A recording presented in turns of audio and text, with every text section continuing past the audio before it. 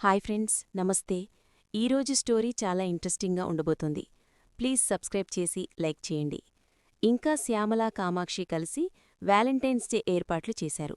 చంద్రకళ, శాలిని కలిసి నా కూతురు జీవితాన్ని నాశనం చేశారని కామాక్షి కోప్పడుతుంది. జల్రాజుని చూపించి ఇతడినే పెళ్లి చేసుకోమని మాత్రం శృతికి చంద్ర, శాలిని చెప్పలేదు కదా అని శ్యామల అంటుంది. అత్తా, నీకో విషయం చెప్తా.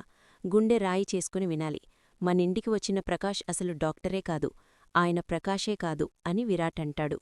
ప్రకాష్ గెటప్లో వచ్చింది నా బిజినెస్ పార్ట్నర్ అర్జున్ అని చంద్రకళ చెప్పేసరికి శ్యామల హార్ట్ బ్రేక్ అవుతుంది. అర్జున్ రావడం, ఆ తర్వాత జరిగిన విషయాలన్నీ శ్యామలకు విరాట్ చెప్తాడు. విరాట్, చంద్ర చెవులు పట్టుకుని శ్యామల పిండేస్తుంది.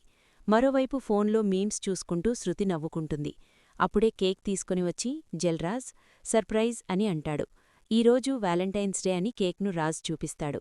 నిజంగా నాకోసమేనా? నిజంగా సర్ప్రైజ్ ఫీలయ్యా అని శృతి అంటుంది. రాజ్ ఫ్రెషప్ అయి వెళతానని వెళతాడు. ఫోన్లో మాట్లాడుకుంటూ వచ్చి రఘురాం అసలు సంగతి మర్చిపోతాడు. ఈ హడావుడేంటి అని అడుగుతాడు. అప్పుడందరూ వాలంటైన్స్ డే సెలబ్రేషన్స్ చేసుకుందామని చెప్పారు కదా అని రఘురాంకు గుర్తుచేస్తారు.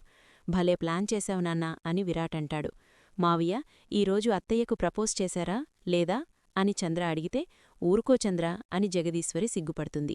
శాలిని తప్పు తెలుసుకుంది. ఆమె మీద కోపం చూపించడం కరెక్ట్ కాదని జగదీశ్వరి అంటుంది. ఆమె మారినా నేను ఈ జన్మలో క్షమించలేను. ఇలాంటి మేకవన్నె పులితో నేను కలిసి ఉండలేను. ఈ విషయంలో నా మనసు మారదు. నేను నటించలేనని క్రాంతి వెళ్ళిపోతాడు. రాజ్ వచ్చేలోపు శృతి కేక్ మొత్తం తినేస్తుంది. శృతి తిండిపోతూ అని సరోజ తిడుతుంది. నాకు దిష్టి పెడతావా అని శృతి ప్లాన్ చేస్తుంది. మీ కొడుకు కేక్ తెచ్చాడు అని ఒక ముక్క పెడుతుంది.